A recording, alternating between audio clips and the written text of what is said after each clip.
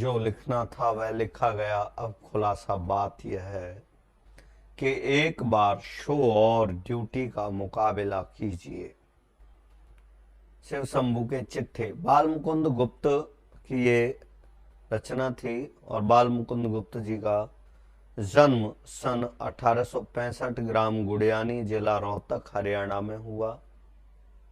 इनकी प्रमुख रचनाएं अखबार चुनार, हिंदुस्तान, हिंदी बंगवासी, भारत मित्र आदि प्रमुख रचनाएं हैं। शिव शंभू के चिट्ठे, चिट्ठे और खत, खेल तमाशा। निधन सन 1907 में। गुप्त जी की आरंभिक शिक्षा उर्दू में हुई, बाद में उन्होंने हिंदी सीखी। विधिवत शिक्षा मिडिल तक प्राप्त की, मगर स्वाध्याय से काफी ज्ञान अर्जित किया। वे खड़ी बोली और आधुनिक हिंदी साहित्य को स्थापित करने वाले लेखकों में से एक थे। उन्हें भारतीय हिंदू युग और द्विवेदी युग के बीच की कड़ी के रूप में देखा जाता है। बाल मुकुंद गुप्त राष्ट्रीय नवजागरण के सक्रिय पत्रकार थे। उस दौर के अन्य पत्रकारों की तरह वे साहित्य सृजन में भी सक्रिय रहे। पत्रकारिता उनके लिए स्वाधीनता संग्राम का हथियार थी। यही कारण है कि उनके लेखन में निर्भीकता पूरी तरह मौजूद है, साथ ही उसमें व्यंग्य विनोद का भी पुट दिखाई पड़ता है। उन्होंने बांग्ला और संस्कृत की कुछ रचनाओं के अनुवाद भी किए। वे शब्दों के अद्भुत पारखी थे। अनस्थिरता शब्द की शुद्धता को लेकर उन्होंने महावीर प्रसाद द्विवेदी जी से लंबी बहस की। इस तरह के अन्य अनेक शब्दों पर उन्होंने बहस चलाई।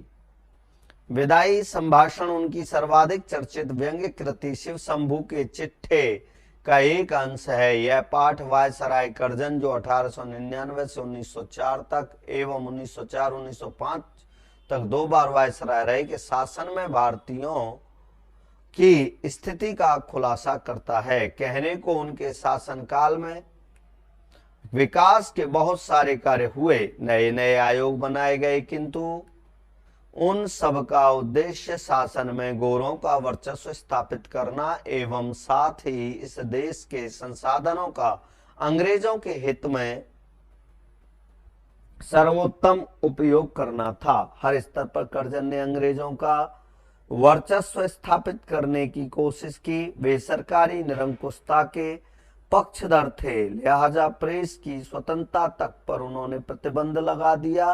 अंततः काउंसिल में मनपसंद अंग्रेज सदस्य नियुक्त करवाने के मुद्दे पर उन्हें देश विदेश दोनों जगहों पर नीचा देखना पड़ा। क्षुब्ध होकर उन्होंने इस्तीफा दे दिया और वापस इंग्लैंड चले गए। पाठ में भारतीयों की बेबसी, दुख एवं लाचारी को व्यंग्यात्मक ढंग से लॉर्ड कर्जन की लाचारी से जोड़ने की कोशिश की गई है। साथ ही यह दिखाने की कोशिश की गई है कि शासन के आताताई रूप से हर किसी को कष्ट होता है, चाहे वह सामान्य जनता हो या फिर लॉर्ड कर्जन जैसा वायसराय। यह उस समय लिखा गया गद्य का नमूना है जब प्रेस पर पाबंदी का दौर चल रहा था। ऐसी स्थिति में विनोद प्रियता, चुलबुलापन, संजीदगी, नवीन भाषा प्रयोग एवं रवानगी के साथ ही यह एक साहसिक गद्य का भी नमूना है। विदाई संभाषण। माय लॉर्ड, अंत को आपके शासनकाल का इस देश में अंत हो गया। अब आप इस देश से अलग होते हैं। इस संसार में सब बातों का अंत है। इससे आपके शासनकाल का भी अंत होता। चाहे आपकी एक बार की कल्पना के अनुसार आप यहाँ के चिर स्थायी वायसराय भी हो जाते, किंतु इतनी जल्दी वह समय पूरा हो जाएगा, ऐसा विचार न आप ही का था न इस देश के निवासियों का। इससे जान पड़ता है कि आपके और यहाँ के निवासियों के बीच में कोई तीसरी शक्ति और भी है, जिस पर यहाँ वालों का तो क्या आपका भी काबू नहीं है। विछड़न समय बड़ा करुणोत्पादक होता है। आपको बिछड़ते देखकर आज हृदय में बड़ा दुख है। माय लॉर्ड, आपकी दूसरी बार इस देश में आने से भारतवासी किसी प्रकार प्रसन्न न थे। वे यही चाहते थे कि आप फिर ना आवे, पर आप आए और उससे यहां के लोग बहुत ही दुखित हुए। वे दिन रात यही मनाते थे कि जल्द श्रीमान यहां से पधारें, पर अहो आज आपके जाने पर हर्ष की जगह विषाद होता है। इसी से जाना कि विछड़न समय बड़ा करुणोत्पादक होता है, बड़ा पवित्र, बड़ा निर्मल और बड़ा कोमल होता है। वैर भाव छूटकर शांत रस का आविर्भाव उस समय होता है। माय लॉर्ड, का देश देखने का इस दीन ब्राह्मण को कभी इस जन्म में सौभाग्य नहीं हुआ। इससे नहीं जानता कि वहां बिछड़ने के समय लोगों का क्या भाव होता है, पर इस देश के पशु पक्षियों को भी बिछड़ने के समय उदास देखा। एक बार शिव शंभू के 2 गायें थीं, उनमें एक अधिक बल वाली थी। वह कभी कभी अपने सींगों की टक्कर से दूसरी कमजोर गाय को गिरा देती थी। एक दिन वह टक्कर मारने वाली गाय पुरोहित को दे दी गई। देखा कि दुर्बल गाय उसके चले जाने से प्रसन्न नहीं हुई, वरन उस दिन वह भूखी खड़ी रही, चारा छुआ तक नहीं। माय लॉर्ड, जिस देश के पशुओं के बिछड़ते समय यह दशा होती है, वहां मनुष्यों की कैसी दशा हो सकती है, इसका अंदाजा लगाना कठिन नहीं है। आगे भी इस देश में जो प्रधान शासक आए, अंत में उनको जाना पड़ा। इससे आपका जाना भी परंपरा की चाल से कुछ अलग नहीं।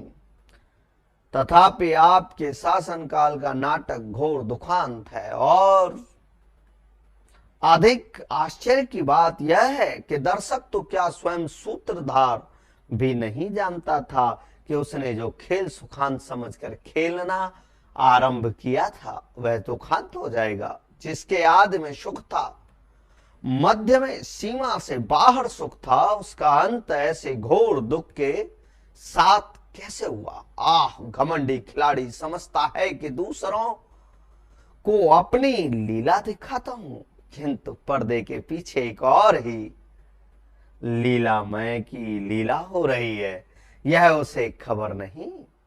इस बार बंबई वर्तमान में मुंबई में उतरकर माय लॉर्ड, आपने जो इरादे जाहिर किए थे जरा देखिए तो उनमें से कौन कौन पूरे हुए। आपने कहा था कि यहां से जाते समय भारतवर्ष को ऐसा कर जाऊंगा कि मेरे बाद आने वाले बड़े लाटों को वर्षों तक कुछ करना ना पड़ेगा।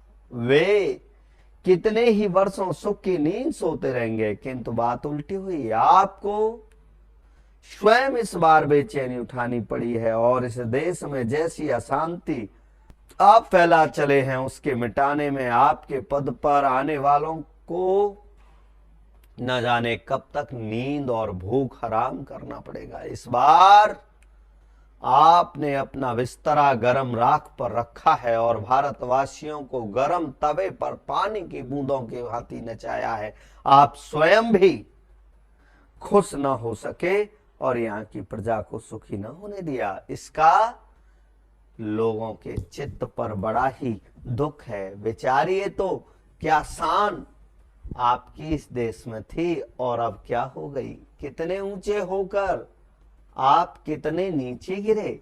अलिफ लैला के अलाउद्दीन ने चिराग रगड़कर और अलबुल हसन ने बगदाद के खलीफा की गद्दी पर आंख खोलकर वह शान न देखी जो दिल्ली दरबार में आपने देखी।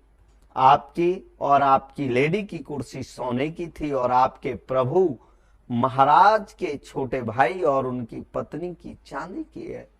आप दाहिने थे, वह बाएं। आप प्रथम थे, वह दूसरे। इस देश के सब रईसों ने आपको सलाम पहले किया और बादशाह के भाई को पीछे। जुलूस में आपका हाथी सबसे आगे और सबसे ऊंचा था। हौदा, चवर, छत्र आदि सबसे बढ़ चढ़कर थे। सारांश यह है कि ईश्वर और महाराज एडवर्ड के बाद इस देश में आप ही का एक दर्जा था, किंतु अब देखते हैं कि जंगी लाट के मुकाबले में आपने पटकनी खाई, सिर के बल नीचे आ रहे। आपके स्वदेश में वही ऊंचे माने गए, आपको साफ नीचा देखना पड़ा। पद त्याग की धमकी से भी ऊंचे न हो सके। आप बहुत धीर गंभीर प्रसिद्ध थे। उस सारी धीरता गंभीरता का आपने इस बार काउंसिल में बेकानूनी कानून पास करते और कन्वोकेशन वक्तता देते समय दिवाला निकाल दिया। यह दिवाला तो इस देश में हुआ, उधर विलायत में आपके बार बार इस्तीफा देने की धमकी ने प्रकाश कर दिया कि जड़ हिल गई है। अंत में वहां भी आपको दिवालिया होना पड़ा और धीरता गंभीरता के साथ दृढ़ता को भी तिलांजलि देनी पड़ी। इस देश के हाकिम आपकी ताल पर नाचते थे। राजा महाराजा डोरी हिलाने से सामने हाथ बांधे हाजिर होते थे। आपके एक इशारे में प्रलय होती थी। कितने ही राजों को मट्टी के खिलौनों की भांति आपने तोड़ फोड़ डाला। कितने ही मट्टी काट के खिलौने आपकी कृपा के जादू से बड़े बड़े पदाधिकारी बन गए। आपके एक इशारे में इस देश की शिक्षा पायमाल हो गई, स्वाधीनता उड़ गई, बंग देश के सिर पर आरह रखा गया। आह, इतने बड़े माय लॉर्ड का यह दर्जा हुआ। फौजी अफसर उनके इच्छित पद पर नियत ना हो सका और उनको उसी गुस्से के मारे इस्तीफा दाखिल करना पड़ा। वह भी मंजूर हो गया। उनका रखाया एक आदमी नौकर न रखा, उल्टा उन्हीं को निकल जाने का हुक्म मिला। जिस प्रकार आपका बहुत ऊंचे चढ़कर गिरना यहाँ के निवासियों को दुखित कर रहा है, गिरकर पड़ा रहना उससे भी अधिक दुखित करता है। आपका पद छूट गया, तथापि आपका पीछा नहीं छूटा। एक अदना क्लर्क जिसे नौकरी छोड़ने के लिए 1 महीने का नोटिस मिल गया हो, नोटिस की अवधि को बड़ी घृणा से काटता है। आपको इस समय अपने पद पर रहना कहां तक पसंद है, यह आप ही जानते होंगे। अपनी दशा पर आपको कैसी घृणा आती है, इस बात के जान लेने का इन देशवासियों को अवसर नहीं मिला। पर पतन के पीछे इतनी उलझन में पड़ते उन्होंने किसी को नहीं देखा। माय लॉर्ड, एक बार अपने कामों की ओर ध्यान दीजिए। आप किस काम को आए थे और क्या कर चले। शासक प्रजा के प्रति कुछ तो कर्तव्य होता है, यह बात आप निश्चित मानते होंगे। सो कृपा करके बतलाइए, क्या कर्तव्य आप इस देश की प्रजा के साथ पालन कर चले? क्या आंख बंद करके मनमाने हुक्म चलाना और किसी की कुछ न सुनने का नाम ही शासन है? क्या प्रजा की बात पर कभी कान न देना और उसको दबाकर उसकी मर्जी के विरुद्ध जिद्द से सब काम किए चले जाना ही शासन कहलाता है? एक काम तो ऐसा बतलाइए जिसमें आपने जिद छोड़कर प्रजा की बात पर ध्यान दिया हो। कैसर, ये रोमन तानाशाह जूलियस सीजर के नाम से बना शब्द जो तानाशाह जर्मन शासकों को 962 से लेकर 1876 तक के लिए प्रयोग होता था। और जार शब्द यह भी जूलियस सीजर से बना शब्द है जो विशेष रूप से रूस के तानाशाह शासकों जो 16वीं सदी से 1917 तक के लिए प्रयुक्त होता था।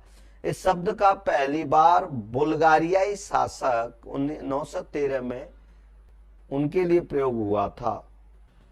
भी घेरने घोटने से प्रजा की बात सुन लेते हैं, पर आप एक मौका तो बताइए जिसमें किसी अनुरोध या प्रार्थना सुनने के लिए प्रजा के लोगों को आपने अपने निकट फटकने दिया हो, उनकी बातें सुनी हो। नादिर शाह, ये 1688 में इसका जन्म हुआ, 1747 में मृत्यु हुई और 1736 से 1747 तक ईरान के शाह रहे। अपने तानाशाही स्वरूप के कारण नेपोलियन ऑफ पर्शिया के नाम से भी जाने जाते थे। पानीपत के तीसरे युद्ध में अहमद शाह अब्दाली को नादिर शाह ने आक्रमण के लिए भेजा था। जब नादिर शाह ने दिल्ली में कत्लेआम किया तो आसिफ जाके तलवार गले में डालकर प्रार्थना करने पर उसने कत्लेआम उसी दम रोक दिया। पर 8 करोड़ प्रजा के गिड़गिड़ा कर विच्छेदन करने की प्रार्थना पर आपने जरा भी ध्यान नहीं दिया। इस समय आपकी शासन अवधि पूरी हो गई है, तथापि बंग विच्छेद किए बिना घर जाना आपको पसंद नहीं है। नादिर से भी बढ़कर जिद है आपकी। क्या समझते हैं कि आपकी जिद से प्रजा के जी में दुख नहीं होता? आप विचारिए तो, एक आदमी को आपके कहने पर पद न देने से आप नौकरी छोड़े जाते हैं। इस देश की प्रजा को भी यदि कहीं जाने की जगह होती तो क्या वह नाराज होकर इस देश को छोड़ न जाती? यहाँ की प्रजा ने आपकी जिद का फल यहाँ देख लिया। उसने देख लिया कि आपकी जिस जिद ने इस देश की प्रजा को पीड़ित किया, आपको भी उसने कम पीड़ा न दी। यहां तक कि आप स्वयं उसका शिकार हुए। यहाँ की प्रजा की वह प्रजा है जो अपने दुख और कष्टों की अपेक्षा परिणाम का अधिक ध्यान रखती है। वह जानती है कि संसार में सब चीजों का अंत है, दुख का भी एक दिन निकल जाएगा। इसी से सब दुखों को झेलकर, पराधीनता सहकर भी वह जीती है। माय लॉर्ड, इस कृतज्ञता की भूमि की महिमा आपने कुछ न समझी और न यहाँ की दीन प्रजा की श्रद्धा भक्ति अपने साथ ले जा सके। इसका बड़ा दुख है। इस देश के शिक्षितों को तो देखने की आपकी आंख को ताब नहीं। अनपढ़ गूंगी प्रजा का नाम कभी कभी आपके मुंह से निकल जाया करता है। उसी अनपढ़ प्रजा में नर सुल्तान नाम के एक राजकुमार का गीत गाया जाता है। एक बार अपनी विपद के कई साल सुल्तान ने नरवरगढ़ नाम के एक स्थान में काटे। वहां चौकीदारी से लेकर उसे एक ऊंचे पद तक काम करना पड़ा था। जिस दिन घोड़े पर सवार होकर वह उस नगर से विदा हुआ, नगर द्वार से बाहर आकर उस नगर को जिस रीति से उसने अभिवादन किया था वह सुनिए। उसने आंखों में आंसू भरकर कहा, प्यारे नरवरगढ़, मेरा प्रणाम ले। आज मैं तुझसे जुदा होता हूं। तू मेरा अन्नदाता है। अपनी विपद के दिन मैंने तुझ में काटे। तेरे ऋण का बदला मैं गरीब सिपाही नहीं दे सकता। भाई नरवरगढ़, यदि मैंने जानबूझकर एक दिन भी अपनी सेवा में चूक की हो, यहाँ की प्रजा की शुभ चिंता न की हो, यहाँ की स्त्रियों को माता और बहन की दृष्टि से न देखा हो, तो मेरा प्रणाम न ले। नहीं तो प्रसन्न होकर एक बार मेरा प्रणाम ले और मुझे जाने की आज्ञा दे। माय लॉर्ड, जिस प्रजा में ऐसे राजकुमार का गीत गाया जाता है, उसके देश से क्या आप भी चलते समय कुछ संभाषण करेंगे? क्या आप कह सकेंगे, अभागे भारत, मैंने तुमसे सब प्रकार का लाभ उठाया और तेरी बदौलत वह शान देखी जो इस जीवन में असंभव है। तूने मेरा कुछ नहीं बिगाड़ा, पर मैंने तेरे बिगाड़ने में कुछ कमी न की। संसार के सबसे पुराने देश, जब तक मेरे हाथ में शक्ति थी, तेरी भलाई की इच्छा मेरे जी में न थी। अब कुछ शक्ति नहीं है जो तेरे लिए कुछ कर सकूं, पर आशीर्वाद करता हूं कि तू फिर उठे और अपने प्राचीन गौरव और यश को फिर से लाभ करे। मेरे बाद आने वाले तेरे गौरव को समझें। आप कर सकते हैं और यह देश आपकी पिछली सब बातें भूल सकता है, पर इतनी उदारता माय लॉर्ड में कहां। अब इसके शब्द छवि देख लेते हैं। कुछ शब्दों के यहाँ पर कठिन शब्दों के अर्थ हैं, जैसे चिरस्थायी, जिसका अर्थ होता है हमेशा रहने वाला, टिकाऊ। करुणोत्पादक, करुणा उत्पन्न करने वाला। दुखित, पीड़ित, जिसे कष्ट हो, बागडोर हो। विषाद, दुख, उदासी। आविर्भाव यानी प्रकट होना। दुखांत का अर्थ होता है जिसका अंत दुखद हो। सूत्रधार का अर्थ होता है जिसके हाथ में संचालन की बागडोर हो। सुखांत का अर्थ होता है जिसका अंत सुखद हो। लीलामय यानी नाटकीय। सारांश यानी निष्कर्ष, निचोड़। पटखनी का अर्थ होता है चित कर देना। तिलांजलि का अर्थ होता है त्याग देना। पायमाल या फामाल, फारसी शब्द है ये, पाबाल। तो पायमाल इसका अर्थ होता है दुर्घटनाग्रस्त या नष्ट। आरह का अर्थ होता है आरा। अदना का अर्थ होता है छोटा सा या हेय। विच्छेद का अर्थ होता है टूटना। ताब का अर्थ होता है सामर्थ्य।